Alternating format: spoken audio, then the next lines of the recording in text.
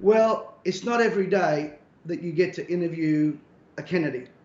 When you think of the words Kennedy or the name Kennedy, what do you think of? Well, you think about people that created civil liberties for people. You think about voices for justice. You think about greatness. You speak about people that were freedom fighters. And today we have a very special guest who falls exactly into that category. Robert Kennedy Jr. wrote this incredible book, The Real Anthony Fauci, an outstanding book. One of my thoughts was when I heard him speak in Milan online, I thought, I guarantee John Kennedy and his dad, Robert Kennedy, were cheering him on from the barricades of eternity. So without further ado, Australia and those of you right across the world in Canada, UK, let me introduce Robert Kennedy Jr. from the Children's Defence. Great to have you on board today, Robert. Thanks. I know, I'm sorry, it's our Australian accent. Robert, welcome to Australia. Over to you, my friend. Well, thank you very much. Thank you for having me here, and welcome and solidarity with all freedom fighters in Australia who are fighting this imposition of totalitarianism, which Australia is, once we all regarded as one of the liberty-loving countries on the planet, is now the template for how these forces of centralization, the big tech companies, the pharmaceutical companies, the intelligence agencies, and the public health cartel are imposing centralized totalitarian control on societies and executing a coup d'etat against democracy and the liberal democracies globally. I want to say one thing about the vaccine so that people sort of can understand. There's so many metrics, there's so much. One of the primary features of this pandemic management from the beginning that has felt so manipulative and oppressive has been the information chaos, which is deliberately cultivated. All of the little things that they did to magnify fear, to obscure and make opaque the real data that would allow people to make up their own minds and make intelligent risk assessments about how they should behave in the pandemic. The drumming up, the changing of the metrics for death certificates, the abuse of the surveillance systems that measure vaccine injuries, the use of deceptive amplifications on the PCR, the use of these very, very deceptive models that were paid for by the Gates Foundation and IMHE and the Royal College in London, that were used again to frighten people and justify these very oppressive lockdowns and controls, and then the complete abdication of any responsibility for the public health agencies to do risk assessments, to measure, give accurate measurements of the efficacy and the risk from vaccines, to give accurate measurements and good science about masking, about whether lockdowns are causing more deaths and injuries and harms and economic devastation. And COVID would, without the lockdowns, we never saw any science, we never saw any risk assessment, no environmental impact statements, no regulatory impact statements. We saw the abolition of due process, so that all of these mandates have been free from any kind of democratic participation or any need to demonstrate a rationale, a scientific basis that justifies these very, very draconian mandates. Oh, thank you. One of the So there are many ways to think about the vaccines, but I want to give you an easy way to think about it, which is based upon Pfizer's own data. The only vaccine that we really have any kind of extensive information, and it's still very limited, is Pfizer, because it's the only one that has gotten FDA licensure. And the vaccine companies do not have to reveal their information from their clinical trials in order to maintain their emergency use authorizations. So it's not until that they actually have to apply for licensure that they have to release all this information. And Pfizer's released a very small amount of it. They still have 500,000 pages of information that they have refused to release. They've asked the court in the United States to give them 55 years to release that information. The court has now given them 12 months. So we're going to see a lot more information, but here's what we know from their own data. And this comes from the data set that that Pfizer gave to FDA to justify their licensure. And as all of you know, one of the big warnings that we heard about these coronavirus vaccines from the outset, not just from the community, from our community, which are people who criticize vaccines and ask questions about them, but from people who are the biggest boosters of vaccines, Tony Fauci himself, Paul Offit, who's like the Darth Vader of the vaccine industry, Stanley Perlman, Peter Hotez, the people that you see on CNN night after night promoting vaccines, promoting mandates, etc. They were saying from the beginning that with coronavirus vaccines uniquely, we have to worry about a phenomena that is called antibody-dependent enhancement, or ADE, also known as pathogenic priming. And it is the tendency of those vaccines to produce very robust antibody response at the outset, leading vaccinologists and immunologists to believe they have a very good winning product. But that when the people who get those antibodies, those robust antibodies, are exposed 6 months later or 7 months later to the wild virus, instead of being protected against them, they actually get much sicker and in some cases die much quicker, and people are much more commonly than people who are unvaccinated. And this happens in animal models and ferret models and in the human models as well. So from the outset, all of these figures were saying we got to make sure that we don't get antibody-dependent enhancement. And one of the protections against that, they knew that the clinical trials were going to be too short to make that determination prior to getting emergency use authorization. You're not going to see antibody-dependent enhancement in 3 months. You'll see it after 6 months. So it was a particular affront when Pfizer announced with FDA that the study, which was supposed to be a 5-year study, was supposed to go to the end of 2023. This is what they told us from the beginning. We're going to have a 5-year study. We're going to give emergency use authorization early on.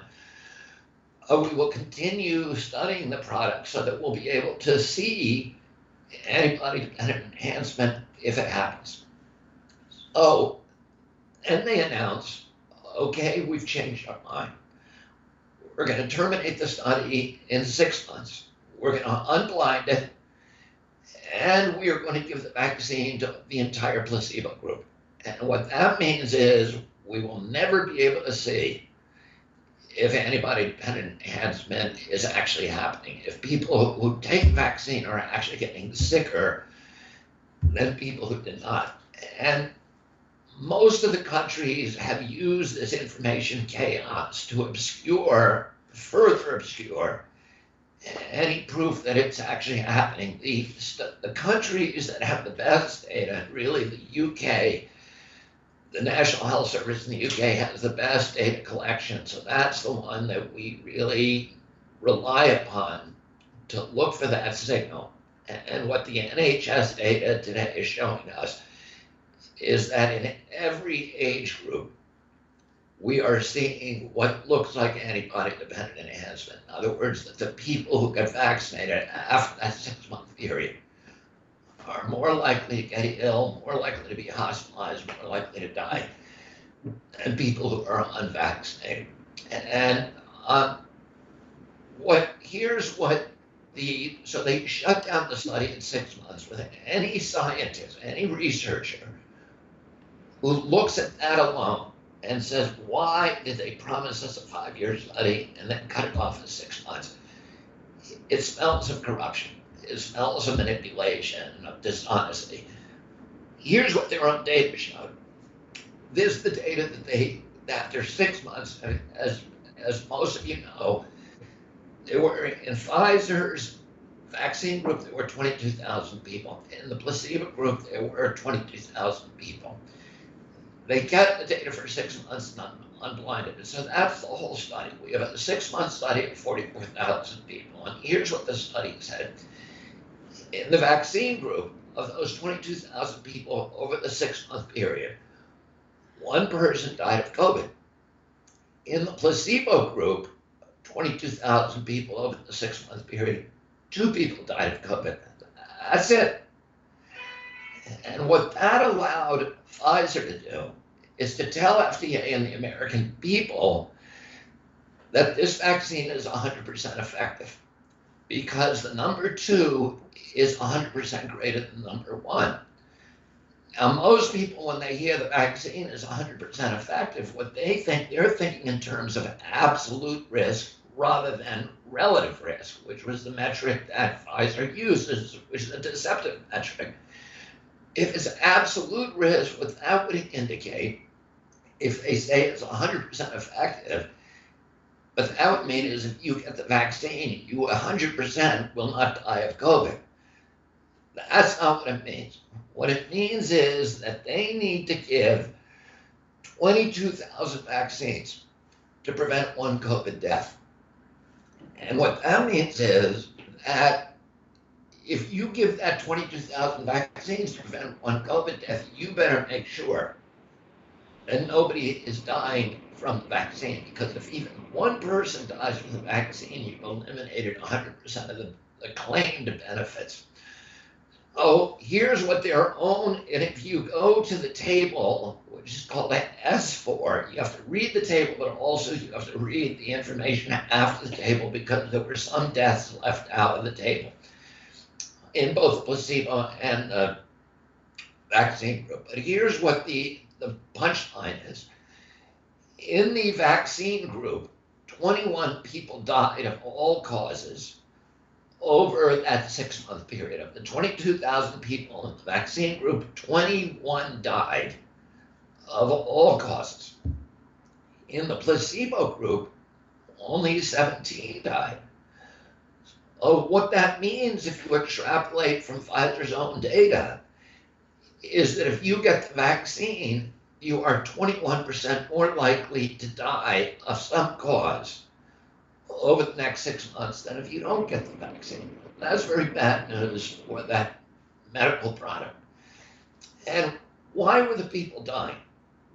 Well, almost all of those excess deaths, the 5 excess deaths, were fatal heart attacks. And so in the vaccine group, you had over the 6-month period, you had 5 people die of fatal heart attacks.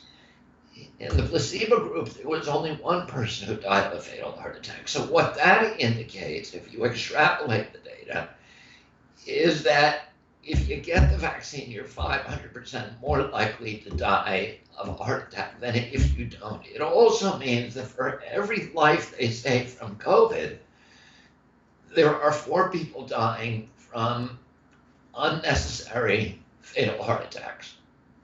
And again, that is not a good measure for the vaccine.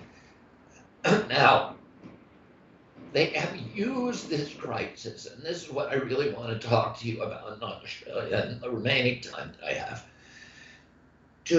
as a pretense to impose totalitarian controls. And if you read my book, what you'll see in the last chapter is that the public health agencies, Tony Fauci, has worked for 20 years with Bill Gates, with the Central Intelligence Agency, with the social media networks, Facebook, Google, etc., and with the pharmaceutical companies, with pandemic planning exercises, year after year after year, some of them involving hundreds of thousands of people, frontline workers from all over Europe, Canada, the United States, utility workers, firefighters, police officers, FBI, nurses, doctors, hospital workers, and local officials, and that they have done a series of planning exercises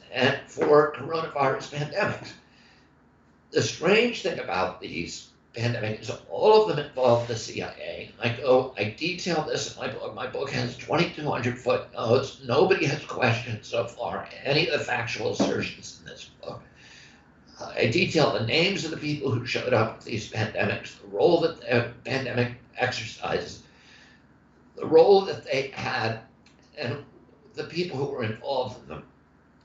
And what we see is that that none of these pandemic exercises, including the one, Event 201, which you can look up it's on YouTube still. It was presided over by three people: Bill Gates, Avril Haines, who's the deputy director of the CIA, who's now the top spy in America and the top manager for our coronavirus response. And you say to yourself, why is the CIA involved in public health? The CIA doesn't do public health. The CIA does coups d'etats. Since between 1947 and 1997, the CIA was involved in 73 coups d'etats against a third of the nations in the world, almost all of them democracies. Why is the CIA at a public health pandemic exercise? And the third host is George Gao of the Chinese CDC. What is he doing at this exercise? And this is a month after the National Security Agency has determined that the coronavirus had escaped in Wuhan by September 12th. That night at midnight, the Chinese military went into the Wuhan lab, changed the management of that lab, and confiscated 22,000 coronavirus samples and removed from the public-facing website the very damning gain-of-function studies that almost certainly ultimately produced this pandemic.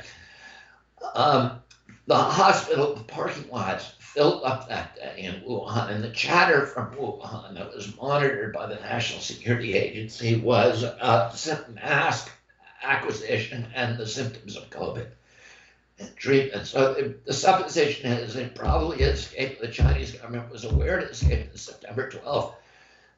A month later, 2 months before the Chinese admitted it to the world, you have George Gao, who's the top disease manager in China, with Bill Gates, with the deputy director of the CIA, doing a pandemic exercise in New York City with the ambassadors from all the social media companies, from the mainstream media companies like the Washington Post and Bloomberg, with the pharmaceutical companies like Johnson & Johnson.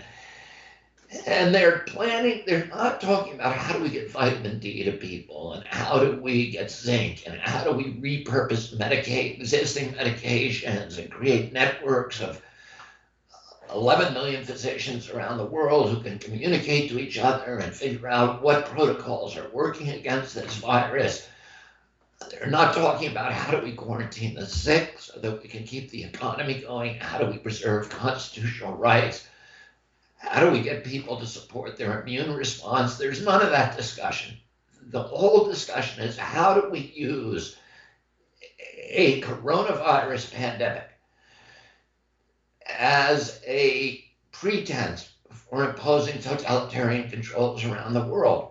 And they were doing as I show in my book, they were doing these pandemic responses simulations year after year, beginning in 2000 with 2001 with the anthrax attacks.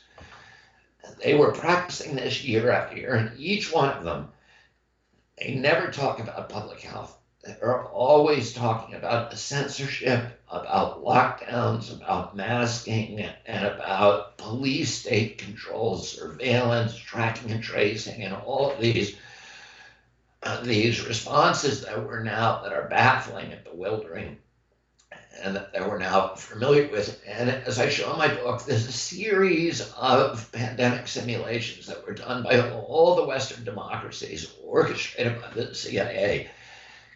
Collectively, they call them Operation Lockstep. And it was a way of training the political leaders and health leaders and police enforcement agencies within those governments to pivot in lockstep and impose totalitarianism and demolish constitutional rights, obliterate democracy in all of the liberal democracies around the world. We saw in the United States, we got rid of freedom of speech, First Amendment. James Madison, John Adams, Thomas Jefferson said we put freedom of speech in the First Amendment because all the other rights depend on it. Then they went after freedom of religion. They closed every church in our country for a year with no public hearing, no demonstration of the science, no public participation, just one doctor, Tony Fauci, saying close all the churches. And then went after property rights. They closed 1 million businesses without due process, without just compensation. That's another, also the First Amendment. The other half of the First Amendment, they closed. They shut down jury trials. The Sixth and Seventh Amendment of our Constitution guarantees. Here's what the Seventh Amendment says: no American shall be deprived of the right of a trial before a jury of his peers in any case or controversy exceeding $25 in value. And there is no pandemic exception. It just says you can't do it. It doesn't matter what the circumstances. It doesn't matter whether there's a war. It doesn't matter whether there is an epidemic or a terror attack. Everybody's entitled to that right. And yet, we now have a policy in our country where if there's a company involved in what they call a countermeasure, any kind of countermeasure, whether it's vaccine production or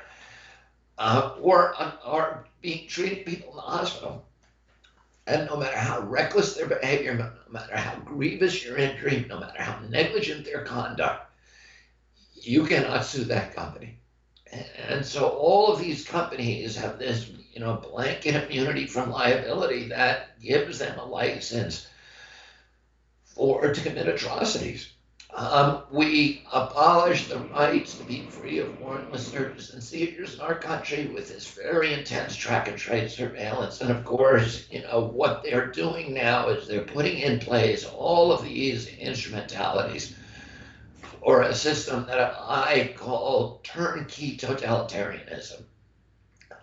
The 5G, which allows them to harvest all of our data and monetize it and allows the government to track us 24 hours a day. Within 2 years, there's going to be 415,000 low-altitude satellites that are. Bill Gates says that his satellite fleet alone is about 65,000 satellites. Will be able to look at every square inch of the planet 24 hours a day. You have at the same time the digitalization of the currency, which is a mechanism of control. Digitalized currency and getting rid of paper currency, which we're seeing now all over the world, with China in the lead, using germs as a pretense to get rid of paper currency.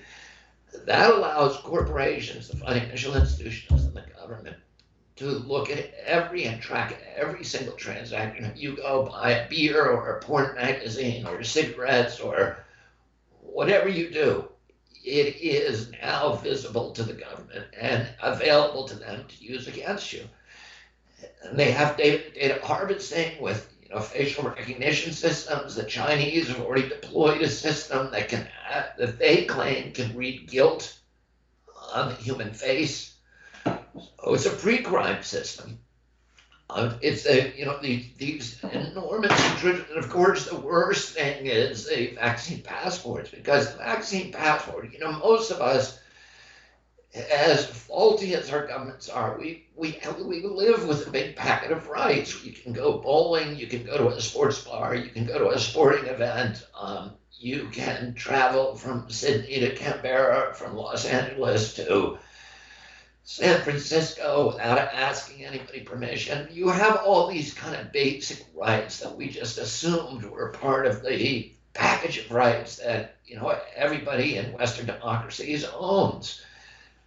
But once you get that passport, all of those rights are transformed into privileges that are contingent upon obedience with arbitrary government mandates. So you'll have they allow the imposition of social credit scores, and if you disobey, it can punish you with programmable currency, which they're already using in China, so that your currency, your credit card, will only work when they say it will work. So if they tell you, hey, look, we saw in facial recognition systems that we have a mask alert this week, and you weren't out wearing your mask, or you got too close to somebody during a social distancing declaration day, we are going to now punish you. There's no trial. We're going to just freeze your currency. We're going to tell you you cannot leave your house except to go to local grocery stores within a half mile of your home. You now find that your credit card won't work in any establishment except for those grocery stores. So if you want to drive Sydney to Canberra, you can't fill up your car with gas. And you can't buy a plane ticket.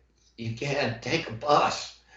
So that it's a way of total control over every aspect of our lives. And of course, that's the ambition of every totalitarian state throughout history, but none of them has been able to manage it prior to now.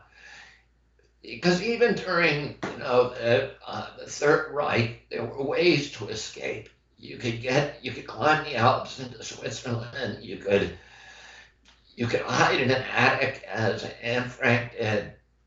You could swim across the Rhine, but today you can't do that because they can watch you anywhere you go and know everything. Bill Gates today is building a city for 85,000 people in Arizona to operate a massive data processing center that will take all of the data from, that they gather from your Apple Watch, from your garage door open, from your baby monitor, from all of those electronic instruments in your house that are now talking to each other and giving data. They hear when you cough, they hear when you sneeze, they hear when your baby cries, they hear your conversation. Siri is not working for you. Siri is working for Bill Gates. They're going to harvest your data, and they will use that to monetize it, but also it's an instrument of control. So I want to close by saying three things to people. Number one, three lessons that all of us need to know. Number one, once government acquires a power, it will never relinquish it without confrontation. So even when governments in Australia and Queensland, et cetera, say, well, they originally said we're going to give you a 2-week lockdown, and we all agreed to that. Said, yeah, we're going to do that to slow the spread, to make sure that the hospitals don't get overcrowded. But once we gave them that power, they, of course, abused it, and they went for 2 years with the lockdown. And now when they say we're going to lift the lockdown, they're lifting the lockdown, but they're not relinquishing their power to reimpose it anytime they want. So once they get that power, they'll never let go of it until we confront them. Number two, every power that they take, they will abuse to the ultimate effect possible. A 2-week lockdown becomes 2 years. They have, once you give it to them, they are going to abuse it. And that rule is as certain as the rule of gravity. Number three, nobody in history has ever complied their way out of totalitarianism. When you have the illusion, we all have the illusion, the hope, that if we just do what they say this last time, we'll be able to return to normal. We'll get our rights back. We'll get our lives back. But that's not the way it works. Every capitulation only sends a signal to the tyrants that you are now ready for new forms of torment, of humiliation, of obedience. When you decide what hill you're going to die on, when you're going to finally say no, that time is right now. Because every time you say yes, they push you back to a weaker position. And that's why we all need to resist. We need to resist, resist, resist. Every day we need to all do at least 3 civil disobediences. We need to talk to people on the street and say that if you pass a mother on the street with children, say to her, I hope you're not going to vaccinate the children without doing your own research. Don't trust your doctors. Don't trust the health agency. Don't trust the government. Do your own research. And we need to tell people that at least 5 times. Here's what Goebbels said. Goebbels said the way that you get people to be subsumed by totalitarian systems is you tell them a big lie. And the bigger the lie, the more powerful your control. Why is that? Well, Mark Twain explained. He said, it's easier to fool somebody than it is to persuade them they've been fooled. Once they've swallowed that lie, they are unwilling to relinquish it. They will dig in deeper, and if you try to show them facts, show them the truth, you become the enemy. So, and Goebbels said, how do you get them to swallow that lie? You tell them to them 5 times. The first 4 times they'll dismiss it. The 5th time they're going to swallow it. And what we need to do as a resistance is all that people who are hearing the lies on Australian TV, on CNN, we need to talk to them individually and have each one of us tell them 5 times the counter narrative, the truth. That's our job. I, again, send my love, my solidarity to all of the warriors in Australia, and we are with you. We are side by side, and I hope that sometime soon I will see you on the barricades. A hero to a lot of people in this country. You're an incredible voice of hope to our country. I want to thank you, sir, for being on Prayer and Pushback. And by the way, guys, if you have not got your copy, let me move this, of this book, The Real Anthony Fauci, I highly recommend you read it. Robert Kennedy, thank you so much. I know you're a busy man. Thank you for all you're doing, especially for the children. And we really appreciate your time today. And God bless you, sir. We'll be praying for you and praying for this thing to end soon, which I don't think it is. But thank you so much for your time. God bless you too.